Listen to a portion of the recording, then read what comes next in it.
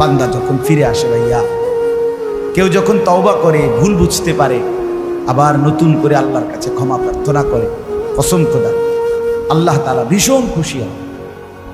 হাদিসে আছে আল্লাহর কোনো বান্দা যখন তওবা করে, আল্লাহ তখন ফেরেশতাদেরকে বলে, আমার ফেরেশতারা 7 আসমান আর জান্নাত সাজিয়ে দাও। ফেরেশতারা জান্নাত সাজায়, আসমান সাজায়। ফেরেশতারা ডেকে বলে, রব্বুল আলামিন কি হলো যে কারণে আসমান সাজাইলেন, জান্নাত সাজাইলেন? রব্বুল আলামিন তখন বলে, আসলাহাল আবদু মাওলাহু, এক ভেগে যাওয়া গোলাম আজকে তার মনিবের সাথে সম্পর্ক ঠিক করে ফেলেছে।